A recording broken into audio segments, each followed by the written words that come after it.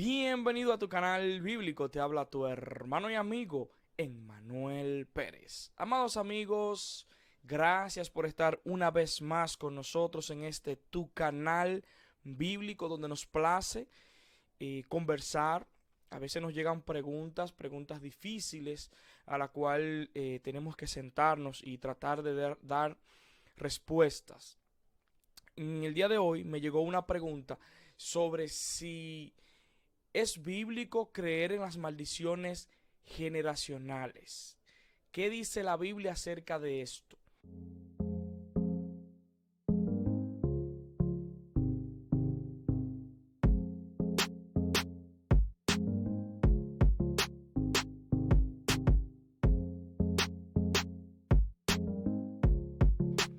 Bueno, comenzando, uno de los problemas que genera la doctrina de las maldiciones generacionales es que nos llevan a una ansiedad constante porque pensamos nosotros que tenemos cargas de pecado, carga de maldiciones por culpa de nuestros familiares, por pecado de nuestros familiares, los cuales nos llevan en los hombros. Y por más que nosotros nos arrepintamos, vamos a sentir el peso de que si mis abuelos, mi tatarabuelo, cuarta generación ha pecado, esa maldición me perseguirá y la sangre de Cristo entonces no me cubrirá.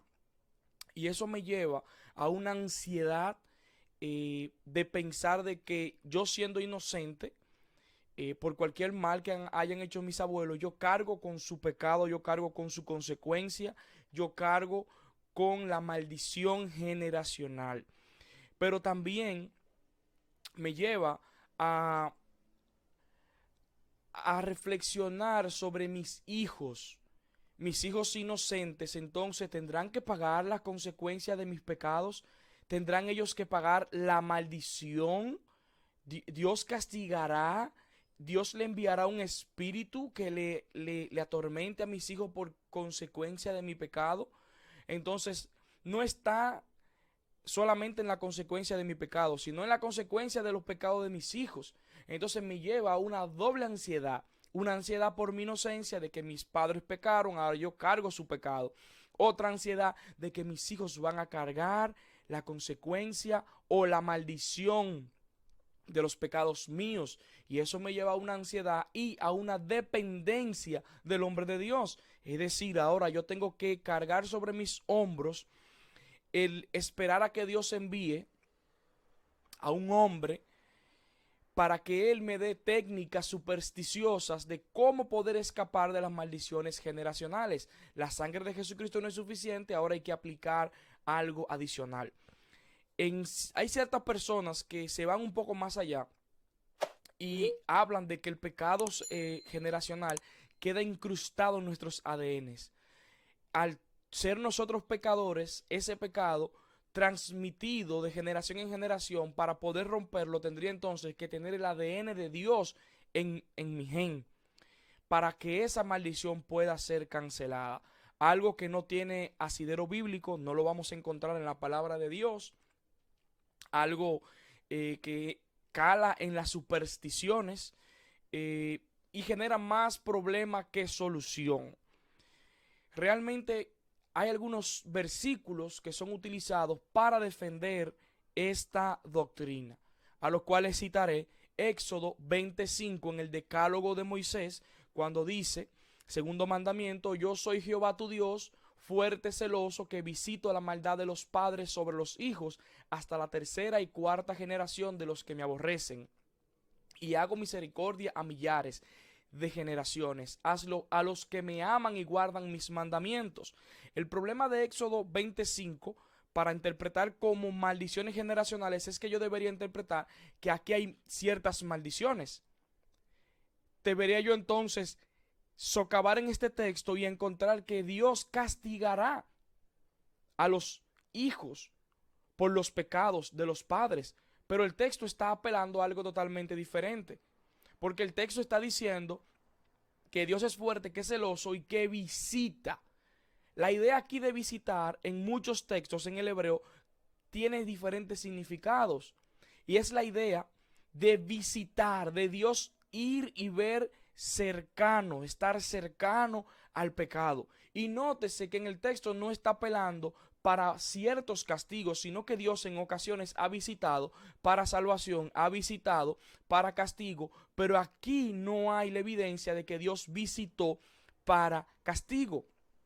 Nota que el texto dice: visito la maldad de los padres sobre los hijos hasta la tercera y cuarta generación de los que me aborrecen. Y el texto mismo da la respuesta. Dice: y hago misericordia, no maldiciones, no castigo.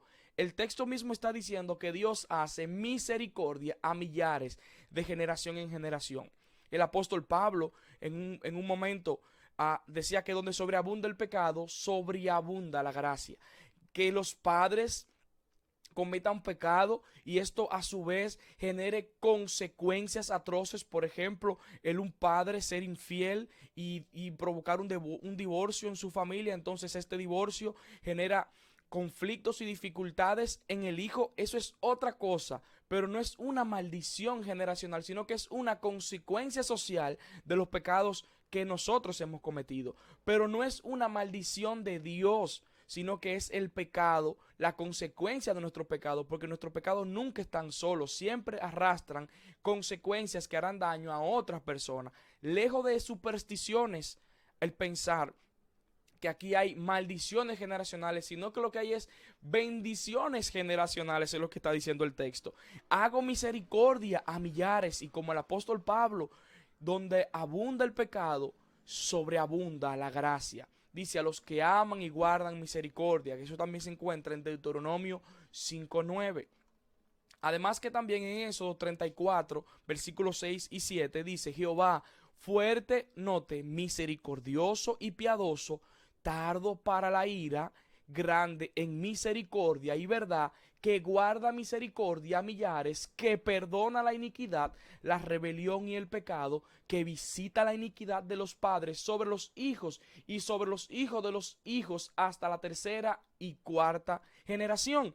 Y nueva vez el texto aquí está diciendo que Dios tiene misericordia, que perdona, que Dios es piadoso hasta las próximas generaciones. Y la parte del versículo 7, cuando dice que visita la iniquidad de los padres sobre los hijos y sobre los hijos, está hablando nueva vez a la consecuencia que cuando nosotros pecamos podemos generar.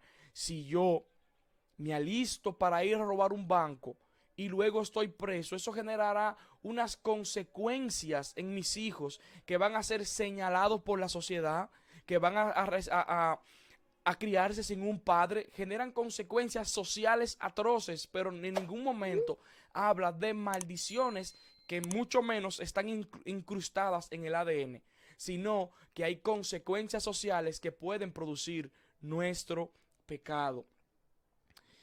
Además también en Deuteronomio 7:9 dice: Jehová tu Dios es Dios, Dios fiel, que guarda el pacto y la misericordia a los que aman y guardan sus mandamientos hasta 1000 generaciones, y que da pago en persona al que le aborrece, destruyéndolo. Note usted aquí que está explícitamente diciendo que Dios dará su pago, que visitará al que hace mal y dará su pago al que le aborrece, no al padre que le aborrece y que luego sus hijos cosecharán la maldición del aborrecimiento del padre.